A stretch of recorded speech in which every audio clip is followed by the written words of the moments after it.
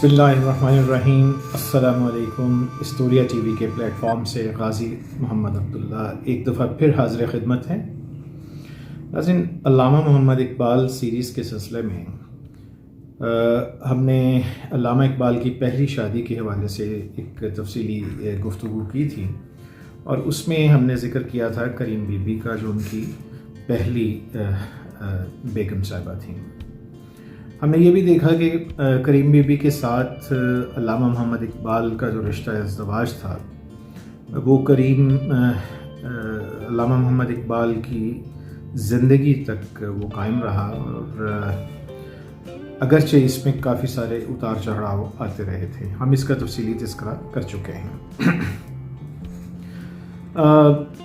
انشاءاللہ کسی اور دن ہم اس موضوع پہ گفتگو مزید کریں گے کہ اس میں کریم بی بی اور علامہ محمد اقبال دونوں کے اس مشکل رشتے میں کس کا قصور زیادہ تھا، کس کا نہیں تھا، یہ ایک بڑی تفصیل طلب بحث ہے۔ آج ہم علامہ محمد اقبال کی ازدواجی زندگی کے اگلے مرحلے میں اور جیسا کہ ہم جانتے ہیں کہ علامہ محمد اقبال نے 1916 میں ہی اپنی پہلی بیوی کریم بی بی سے علیحدگی کا ایک فیصلہ کر لیا تھا۔ اگرچہ یہ بات درست ہے کہ علامہ محمد اقبال نے انہیں طلاق نہیں دی، اور میاں بیوی کا وہ جو ایک رشتہ تھا وہ بہرحال علامہ کی وفات تک قائم رہا۔ لیکن علامہ محمد اقبال ذہنی طور پہ اور جذباتی طور پہ اس رشتے سے بالکل الگ تھلگ ہو چکے تھے۔ اب آگے بڑھتے ہیں ناظرین۔ آج ہم تذکرہ کریں گے علامہ محمد اقبال کی دوسری شادی کا، اور یہ کن حالات میں ہوئی، اور اس سلسلے میں علامہ محمد اقبال کی ازدواجی زندگی میں جو بڑے ایک کٹھن ایک مرحلہ آیا تھا اس کا کچھ تذکرہ ہوگا۔ یورپ سے واپسی کے بعد علامہ محمد اقبال نے کافی عرصہ ایک عجیب تذبذب اور پریشانی کی حالت میں گزارا۔ اس کا اندازہ علامہ کے ان خطوط سے ہوتا ہے جو انہوں نے اپنی انتہائی قریبی دوست عطیہ فیضی یعنی عطیہ بیگم کے نام لکھے تھے۔ مثال کے طور پہ ایک خط میں وہ لکھتے ہیں، میں ان کے الفاظ کوٹ کر رہا ہوں کہ بلا شک چند روز قبل میں نے علی گڑھ کے شعبہ فلسفہ کی پروفیسری اور گورنمنٹ کالج کے شعبہ تاریخ کی صدارت قبول کرنے سے انکار کر دیا ہے۔ میں دراصل ملازمت میں پھنسنا ہی نہیں چاہتا۔ میری خواہش تو یہ ہے کہ جس قدر جلد ممکن ہو اس ملک کو چھوڑ جاؤں۔ ناظرین، اس حوالے سے یہ ذہن میں رکھیں کہ اس خط کے پس منظر میں کہ علامہ کے ازدواجی معاملات خاصے مشکل دور سے گزر رہے ہیں، اور یہ اس دور میں انہوں نے یہ خط لکھا ہے۔ اس خط میں آگے چل کے وہ لکھتے ہیں، اس کی وجہ آپ کو معلوم ہے، مجھے صرف اس بات نے روک رکھا ہے کہ میں اپنے بھائی کے احسانات سے بے حد زیر بار ہوں۔ میری زندگی نہایت تلخ ہے۔ یہ لوگ میری بیوی کو زبردستی میرے سر چپکانا چاہتے ہیں۔ میں نے والد ماجد کو لکھ دیا ہے کہ انہیں میری شادی کر دینے کا کوئی حق حاصل نہ تھا، خصوصاً جب کہ میں نے انکار کر دیا تھا۔ میں بیوی کی کفالت پر ہر وقت آمادہ ہوں، لیکن اسے اپنے پاس رکھ کر اپنی زندگی کو عذاب بنانے کے لیے ہرگز تیار نہیں ہوں۔ ایک انسان ہونے کی حیثیت سے مجھے بھی مسرت کا حق حاصل ہے۔ اگر معاشرہ یا فطرت میرے حق سے انکار کریں گے تو میں دونوں کے خلاف بغاوت کر دوں گا۔ میرے لیے ایک ہی چارہ کار ہے کہ میں اس بدبخت ملک کو ہمیشہ ہمیشہ کے لیے خیر بات کہہ جاؤں، یا پھر شراب نوشی میں پناہ ڈھونڈ لوں کہ خودکشی کا مرحلہ آسان ہو جائے۔ کتابوں کی یہ بے جان اور خشک بوسیدہ اوراق میرے لیے وجہ مسرت نہیں بن سکتے۔ میری روح کی گہرائیوں میں اس قدر آگ بھری ہے کہ میں ان کتابوں کو ان کے ساتھ سماجی رسم و روایات کو بھی جلا کر خاکستر بنا سکتا ہوں۔ آپ کہتی ہیں کہ دنیا کو ایک خدائے خیر نے پیدا کیا ہے۔ ممکن ہے ایسا ہی ہو، لیکن زندگی کے حقائق تو کسی اور ہی طرف رہنمائی کرتے ہیں۔ عقل انسانی کی روح سے دیکھا جائے تو یزداں کی نسبت ایک ابدی قادر مطلق اہرمن پر ایمان لانا زیادہ آسان نظر آتا ہے۔ ناظرین، یہ وہ مندرجات ہیں اس اہم خط کے جو یورپ سے واپسی پر علامہ نے عطیہ بیگم کے نام لکھے تھے۔ اب اس خط کے جواب میں عطیہ فیضی نے علامہ کے نام جو خط لکھا اس میں انہوں نے علامہ کو اس مایوسی اور یاسیت کی کیفیت سے نکلنے کا مشورہ دیا اور اس پر غالب آنے کی تلقین کی، جس پہ جواب میں دوبارہ پھر علامہ نے ایک اور خط لکھا اور اس پر اس خط کے کچھ مندرجات آپ مزید ملاحظہ فرمائیے۔ علامہ نے اپنے دوسرے خط میں یہ لکھا: میری اپنی بدنصیب ذات مصیبت انگیز خیالات کی کھان بنی ہوئی ہے جو سانپ کی طرح میری روح کے عمیق اور تاریک سوراخوں سے باہر نکلتے ہیں۔ میرا خیال ہے کہ میں سپیرا بن جاؤں گا اور بازاروں میں گھومتا پھروں گا، اس طرح سے کہ متجسس لڑکوں کی ایک جماعت میرے پیچھے ہوگی۔ اب ان دونوں خطوط سے ہم ایک بات کا اندازہ کر سکتے ہیں کہ علامہ اپنی نجی اور ازدواجی زندگی کے اس اولین دور سے خاصے پریشان تھے، اور باوجود وہ اس حد تک اس نہج پہ جا پہنچے تھے کہ انہیں اپنی زندگی میں مایوسیاں ہی مایوسیاں نظر آ رہی تھیں، جس کا اظہار انہوں نے اپنی قریبی دوست عطیہ بیگم سے ان خطوط میں کیا تھا۔ عطیہ فیضی نے اپنی جو کتاب علامہ محمد اقبال پر بعد ازاں لکھی، اس میں ایک جگہ انہوں نے علامہ محمد اقبال کی زندگی کو ایک اس ریفرنس میں المیہ قرار دیا ہے، اور انہوں نے اپنے بڑے سادے اور دلنشین انداز میں عطیہ فیضی نے یہ خیال ظاہر کیا ہے کہ ہندوستان کی دقیانوسی فضا میں علامہ کو اپنی آرزو کے مطابق ازدواجی زندگی بسر کرنے کا موقع نہ مل سکا تھا، اور اس ناکامی نے بقول عطیہ فیضی کے ان کے دل و دماغ کو بے حد متاثر کر رکھا تھا۔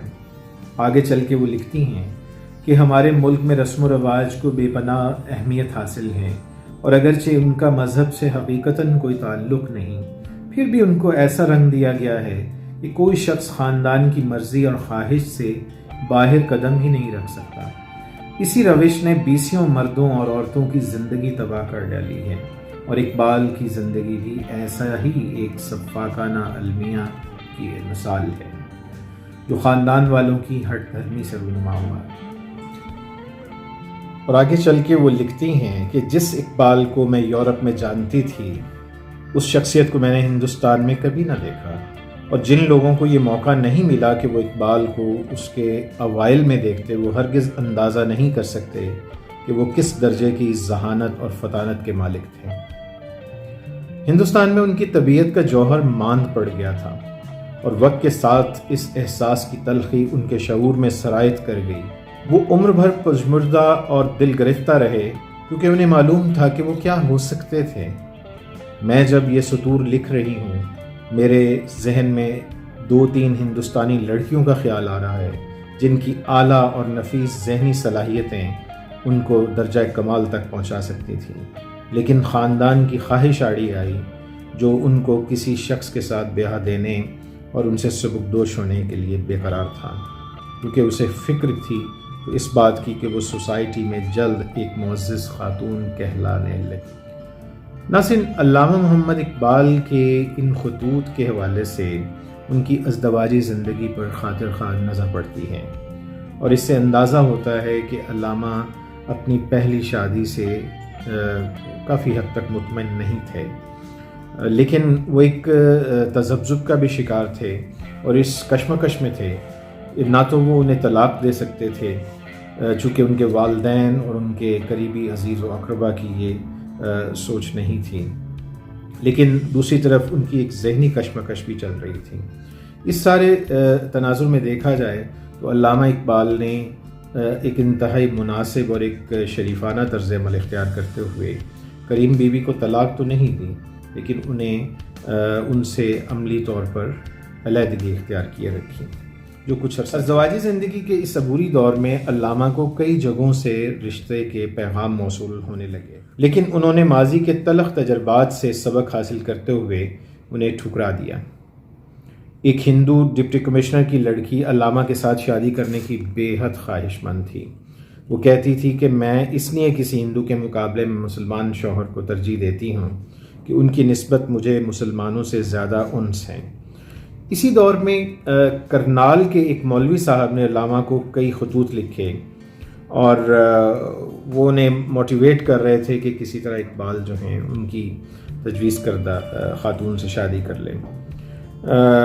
وہ عموماً اپنے خطوط میں اقبال کو اس بات کا مشورہ دیتے رہتے کہ انہیں مذہب کی پابند اور ایک اچھی پڑھی لکھی لڑکی کی ضرورت ہے جس کے ساتھ وہ شادی کر سکیں۔ علامہ نے جواباً مولوی صاحب کو لکھا کہ وہ انہیں اس قسم کے خطوط نہ لکھا کریں، لیکن خاتون مولوی صاحب کے خاصا پیچھے پڑی ہوئی تھیں، لہٰذا مولوی صاحب بھی دھن کے پکے تھے اور وہ اس سلسلہ خط و کتابت سے باز نہیں آئے، اور یہاں تک لکھا کہ اگر اس رشتے کو رد کر دو گے تو اپنے آپ پر ظلم کرو گے، کم از کم خاتون کو تو دیکھ لو۔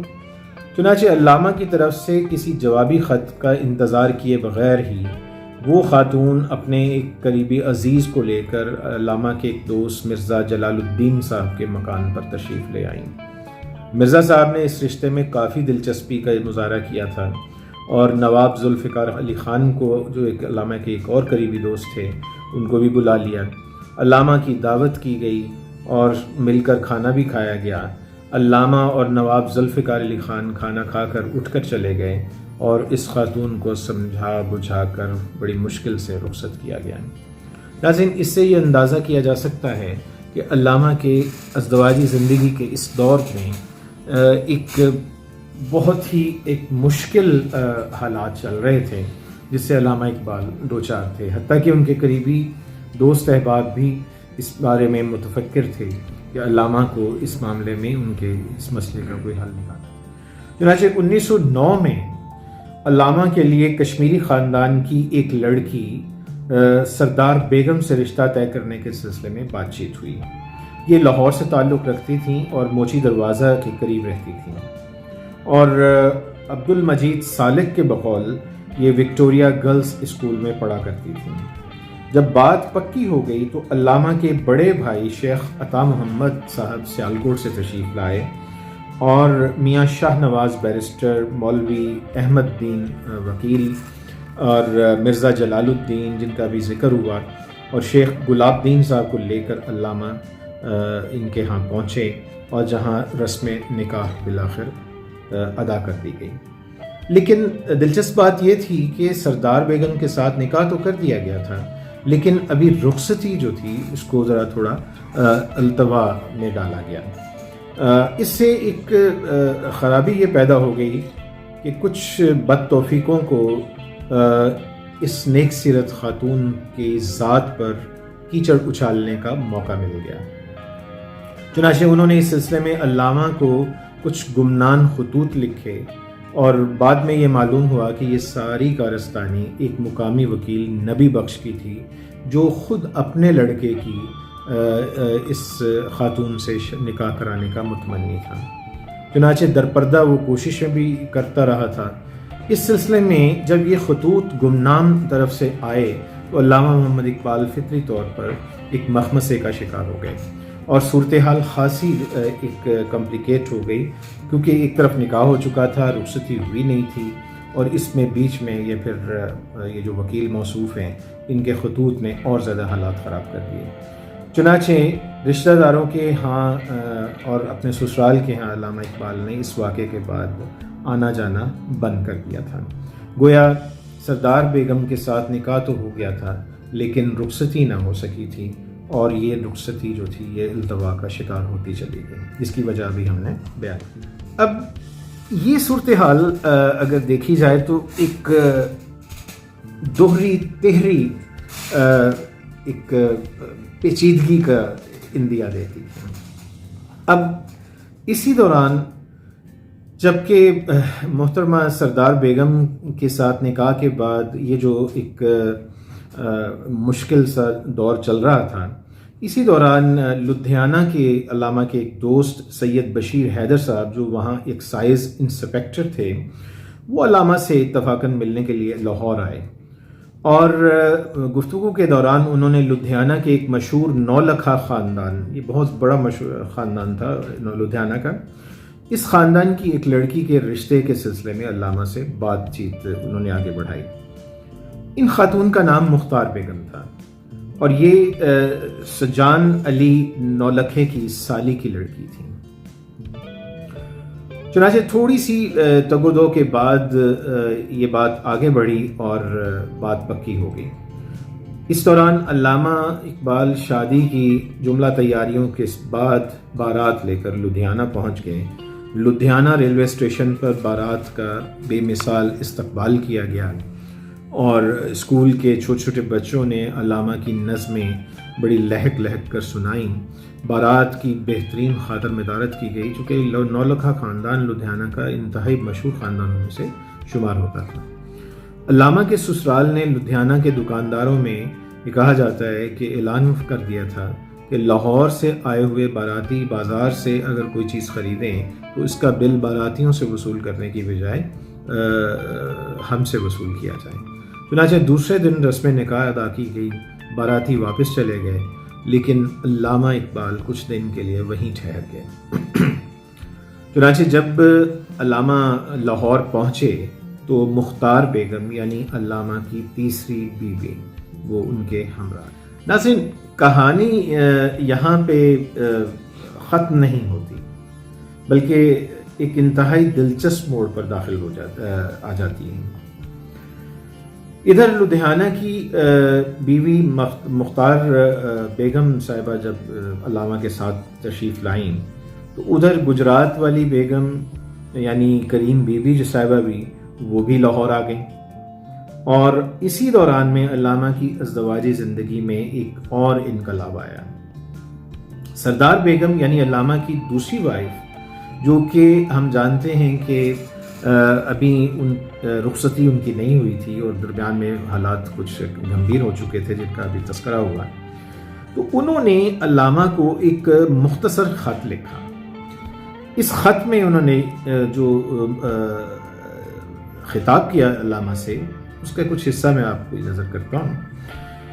علامہ کو سردار بیگم نے لکھا کہ میری شادی تم سے ہوئی تھی، اب تمہاری دوسری شادی میرے لیے ناقابل برداشت ہے، میں مرتے دم تک اسی طرح رہوں گی، یعنی مجھے کبھی شادی نہیں کروں گی، اور قیامت کے دن میری زندگی تباہ کرنے پر تمہارا گریبان پکڑوں گی۔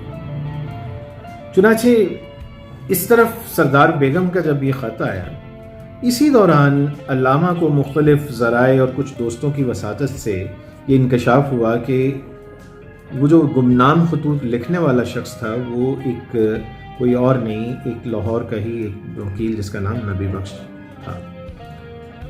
چنانچہ وہ ساری خطوط کی وجوہات اور اس کا پس منظر جب علامہ کے سامنے آیا، اور اس حصے میں علامہ نے پھر سردار بیگم کے متعلق وکٹوریا گرلز اسکول کی ہیڈ مسٹرس تھیں، ان کا نام تھا مس بوس، ان سے مرزا جلال الدین کی بیگم کے ذریعے سے رازداری سے یہ دریافت کیا گیا، تو انہوں نے بھی اس بات کی تصدیق کی کہ سردار بیگم ایک انتہائی نیک سیرت لڑکی ہیں، ایک نیک سیرت اچھی کردار کی مالک خاتون ہیں۔ چنانچہ یہ بات علامہ کے لیے انتہائی افسوس اور دکھ کا باعث بنی، اور علامہ نے اخلاقی طور پہ اور اپنے اوپر ایک انہوں نے بوجھ محسوس کیا۔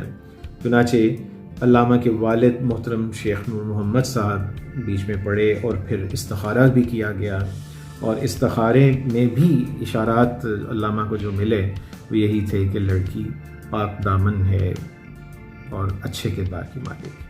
اب مسئلہ یہ تھا کہ علامہ کا اپنا ذاتی یہ خیال تھا کہ ان کی طویل علیحدگی، جو کہ رخصتی تو ہوئی نہیں تھی لیکن نکاح تو تھا، تو اس سے علامہ کو شبہ تھا کہ کہیں ان کا نکاح ساقط تو نہیں ہو گیا۔ چنانچہ اس شبے کے ازالہ کے لیے علامہ نے مرزا جلال الدین بیرسٹریٹ لا کو ایک اور ان کے دوست تھے، ان کا نام تھا حکیم نور الدین، جو کہ قادیان میں رہتے تھے، ان کے ہاں بھیجا گیا اور ان سے باقاعدہ یہ فتویٰ لیا گیا کہ آیا اس سلسلے میں کہ یہ نکاح ٹوٹا ہے یا نہیں ٹوٹا ہے۔ تو حکیم صاحب نے فتویٰ دیا کہ یہ نکاح ٹوٹا نہیں ہے۔ چنانچہ اطمینان خاطر کے لیے اب دوسری دفعہ نکاح پڑھ لینے میں بھی کوئی حرج نہیں۔ چنانچہ طویل تذبذب اور ششوپن کے بعد 1913 میں سردار بیگم سے علامہ محمد اقبال نے اثر نو نکاح کیا اور باقاعدہ رخصتی عمل میں آ گئی۔ چنانچہ یہ ناظرین علامہ کی جو تکنیکی اعتبار سے ان کی دوسری جو بیگم یعنی سردار بیگم کے ساتھ ان کے نکاح اور بیچ میں جو مشکلات اور پھر ان کی دوبارہ رخصتی کا جو سلسلہ ہے یہ اس کی داستان ہے۔ یہ نیک بخت خاتون ڈاکٹر جاوید اقبال مرحوم جو پاکستان کے جسٹس بھی رہے، بہت ایک پاکستان کے مشہور شخصیت تھے، یہ ان کی والدہ ہے، یعنی علامہ اقبال کی ان بیگم صاحبہ سے یہ ان کے بیٹے پیدا ہوئے تھے۔ عبد المجید سالک مرحوم لکھتے ہیں کہ علامہ ان کو ساتھ لے کر سیالکوٹ چلے گئے، 8-10 دن کے بعد واپس آئے تو بڑی گرم جوشی کے ساتھ مرزا صاحب سے ملے اور فرمایا اب میں بالکل مطمئن ہوں اور اپنے آپ کو جنت الفردوس میں خیال کرتا ہوں۔ علامہ اقبال تیسری شادی کے بعد مدت تک بے اولاد رہے تھے۔ ایک دن وہ شام کو اپنے گھر واپس آئے تو دیکھا کہ جاوید اقبال کی والدہ طوطے کے بچے کو اپنے پاس بٹھا کر شفقت سے پھل کھلا رہی ہیں۔ اس کیفیت کو بچشمے خود دیکھ کر علامہ کا جی بھر آیا اور علامہ کی زبان سے بے اختیار یہ دعا نکلی، الہی اس خاتون میں مادرانہ شفقت پیدا ہو چکی ہے، اب اسے اولاد کی نعمت سے بہرمند فرما دے۔ چنانچہ علامہ کی یہ دعا جلد ہی پوری ہو گئی اور اسی سال جاوید اقبال کی ولادت ہوتی ہے۔ جاوید اقبال کی ولادت کے سلسلے میں ایک اور واقعہ علامہ اقبال کے والد محترم کا بھی ہے، جنہوں نے ایک دفعہ ان کی والدہ سے فرمایا تھا کہ ناک کا زیور اتارے گی تو بچہ ہوگا۔ سردار بیگم نے شیخ نور محمد صاحب کے کہنے پر ناک کا زیور اتار دیا۔ چنانچہ اولاد کے لیے طویل انتظار کے بعد مجدد الفسانی رحمۃ اللہ علیہ کے درگاہ پر حاضر ہو کر علامہ نے دعا بھی فرمائی تھی کہ اللہ تعالیٰ انہیں بیٹا عطا کرے جسے وہ اپنی زندگی میں اعلیٰ تعلیم دلا سکیں۔ کہ ہاں بھی اسی دوران کوئی اولاد نہیں ہوئی۔ 1924 میں مختار بیگم اور سردار بیگم دونوں بیویاں یہ امید سے ہوئیں۔ محترمہ سردار بیگم کو علامہ نے سیالکوٹ میں اپنے والدین کے ہاں بھجوا دیا اور مختار بیگم لدھیانے میں اپنے میکے چلی گئیں اور 5 اکتوبر 1924 کو سیالکوٹ میں جاوید اقبال پیدا ہوتے ہیں اور ادھر لدھیانے والی بیگم اس دوران نمونیا کا شکار ہو گئی۔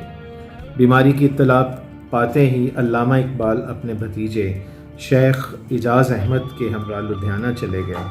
ڈاکٹروں نے اپنے طور پر مختار بیگم کی جان بچانے کی بہت کوششیں کیں لیکن بدقسمتی سے وہ جاں بر نہیں ہو سکیں اور 21 اکتوبر 1924 کو ہی مختار بیگم انتقال فرما گئے۔ انہیں لدھیانہ میں ہی دفن کیا گیا۔ ڈاکٹر عبداللہ چغتائی جو کہ علامہ اقبال کے بہت ہی قریبی لوگوں میں سے شمار کیے جاتے ہیں، ان کا بیان ہے کہ علامہ مرحومہ کی نماز جنازہ پڑھانے کے سلسلے میں کسی ایسے بزرگ کی تلاش میں تھے جو کہ سلسلہ قادریہ سے تعلق رکھتا ہو۔ جب ناکامی ہوئی تو نماز جنازہ علامہ اقبال نے خود ہی پڑھائی تھی۔ رسم کل ادا ہونے کے بعد علامہ اقبال لدھیانہ سے واپس لاہور چلے آئے۔ مختار بیگم کے بھائیوں نے تمام زیورات واپس کر دیے تھے، ہر چند کے علامہ نے انہیں باصرار کہا تھا کہ شریعت کی روح سے اس کے بیشتر حصے کے وارث مرحومہ کے بھائی اور بہنیں ہیں، لیکن وہ نہیں مانے۔ لاہور پہنچ کر انہوں نے اپنے والد کو لکھا کہ انہوں نے اس ترکے کے متعلق یہ فیصلہ کیا ہے کہ اسے کسی یادگار میں صرف کر دیا جائے۔ علامہ کی دوسری بیگم سردار بیگم کا انتقال 23 مئی 1935 کو ہوا۔ 24 سال تک انہوں نے علامہ اقبال کا ساتھ دیا اور اپنی نیک سیرتی اور کردار کی بلندی سے علامہ اور علامہ کے خاندان والوں کے دل موہ لیے۔ ان کی زندگی میں انہی کے خرچ سے علامہ اقبال روڈ لاہور میں جاوید منزل کی تعمیر ہوئی، لیکن اس مکان میں زیادہ عرصہ نہیں گزرا تھا اور منتقل ہونے کے صرف تیسرے دن ہی سردار بیگم بھی خالق حقیقی سے جا ملی۔ بیبیاں پاک دامنہ ایمپریس روڈ لاہور کے قبرستان میں ایک اونچے ٹیلے پر ان کی پختہ قبر آج بھی موجود ہے، جس پر علامہ کا یہ قطع درج ہے: یا حیو یا قیوم راہی سوئے فردوس ہوئی مادر جاوید، لالے کا خیاباں ہے میرا سینہ پرداغ، ہے موت سے مومن کی نگہ روشن دیدار، اقبال نے تاریخ کہی سرمۂ مازاغ۔ 1354۔ مرحومہ سردار بیگم کی نیک سیرتی کا اندازہ اس سے ہوتا ہے کہ جاوید منزل میں منتقل ہونے کی وجہ سے گھر کا سارا سامان بے ترتیب پڑا تھا۔ انہیں موت کی آمد کا پہلے سے ہی اندازہ ہو چکا تھا، چنانچہ انہوں نے چارپائی پر لیٹے لیٹے ہی گھر کے تمام سامان کی فہرست مرتب کی اور اس میں لکھا کہ فلاں چیز فلاں جگہ پڑی ہے اور فلاں چیز فلاں جگہ ہے، تاکہ ان کے بعد گھر والوں کو پریشانی کا سامنا نہ کرنا پڑے۔ جاوید اقبال کی پیدائش کے بعد ان کے 3 نام تجویز ہوئے تھے، جاوید، فاروق یا زبیر، لیکن اہل خانہ کو جاوید پسند آیا، جو پھر فوری طور پہ رکھ لیا گیا۔ علامہ کے دل میں اپنے اس فرزند کے لیے بے پناہ محبت موجود تھی۔ ڈاکٹر صاحب جب کابل کے سفر سے واپس آئے تھے تو نجم الدین صاحب ان سے ملنے کے لیے تشریف لائے، تو باتوں باتوں میں ہی علامہ نے اپنی تازہ مثنوی کا ذکر کیا جو اس سفر کابل کے دوران علامہ نے تخلیق کی تھی۔ اتنے میں جاوید بھی علامہ کے کمرے میں تشریف لے آئے، چنانچہ نجم الدین صاحب نے جاوید کا ہاتھ پکڑ کر پوچھا، تمہارا باپ تو بادشاہوں کو سبق دیتا ہے، بڑے ہو کر تم کیا کرو گے؟ یہ سنتے ہی علامہ آپ دیدہ ہو گئے اور فرمایا، نجم الدین میرے دل کا بادشاہ تو یہی ہے۔ علامہ کی دوسری اولاد منیرہ بیگم جو سردار بیگم سے ہوئیں، ان کی پیدائش 1930 میں ہوئی تھی۔ علامہ کی آموں کی سالانہ دعوت کرنے والے میاں نظام الدین مرحوم کے صاحبزادے مشہور ناول نگار ایم اسلم ہیں۔ ان کے حقیقی بھانجے میاں صلاح الدین سے منیرہ بیگم کی شادی ہوئی۔ علامہ کی ان بیٹی کی طبیعت علامہ اقبال سے کہا جاتا ہے کہ بہت زیادہ مماثلت رکھتی ہے۔ ان دنوں کا ذکر ہے جب علامہ نے اپنے بچوں کی نگہداشت اور تربیت کے لیے جرمنی کی ایک خاتون کو گورننس رکھا ہوا تھا۔ منیرہ بیگم اس گورننس کے اصرار کے باوجود سیر کے لیے نہیں جاتی تھیں۔ ایک دفعہ اس کی وجہ پوچھی گئی تو منیرہ نہایت معصومیت سے کہنے لگیں، لوگ مجھے کہیں گے کہ میم کی بیٹی۔ ناظرین، یہ کچھ اہم باتیں ہیں علامہ محمد اقبال کی دوسری اور تیسری شادی کے ضمن میں، جو کہ سردار بیگم اور مختار بیگم کے ساتھ ہوئیں۔ انشاءاللہ العزیز علامہ کی خانگی زندگی اور ان کے کچھ اسی طرح کے مختلف پہلوؤں کے حوالے سے ہم آئندہ بھی کچھ ویڈیوز لے کر آپ کی خدمت میں حاضر ہوں گے۔ آج کی اس گفتگو کے حوالے سے ایک بات پیش نظر رہنی چاہیے کہ ہمیں تمام دنیا کی جو بڑی بڑی عظیم شخصیات ہیں، جس میں علامہ اقبال بھی مستثنیٰ نہیں ہیں، ان کے بارے میں پڑھتے ہوئے یا جانتے ہوئے یہ دیکھنا چاہیے کہ ہم انسانوں کی زندگی کے بارے میں پڑھ رہے ہیں، ہم کوئی فرشتوں یا شیطانوں کی زندگی کے بارے میں نہیں پڑھ رہے ہیں۔ انسان جو ہے وہ مختلف طرح کے اتار چڑھاؤ سے دوچار ہوتا ہے، علامہ بھی اس سے مستثنیٰ نہیں تھے۔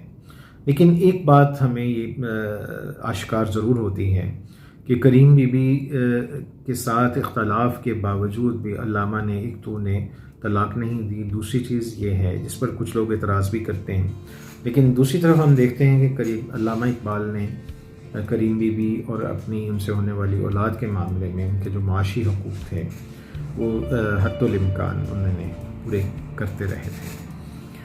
باقی اس بات میں کوئی شک نہیں ہے کہ کریم بی بی جو تھیں کچھ تیز طبیعت کی تھیں، حالات و شواہد ہمیں یہی بتاتے ہیں، اور کچھ ظاہر ہے وہ بڑے خاندان سے بھی تھیں، تو اس چیز کا بھی ان کے مزاج پر کہیں نہ کہیں کچھ نہ کچھ اثر موجود تھا۔ اس کے نتیجے میں پھر علامہ اور ان کے درمیان وہ جو ذہنی میلان جو کہ ایک آئیڈیل ازدواجی زندگی کے لیے ضروری ہوتا ہے، وہ شاید پیدا نہیں ہو سکا۔ تو اس ضمن میں یہ شادی جو تھی یہ سخت مشکل حالات کا شکار رہی۔ علامہ بھی اس سے متاثر ہوتے ہوئے نظر آتے ہیں، اور اس کا اظہار انہوں نے عطیہ فیضی کے نام اپنے خطوط میں بھی کیا۔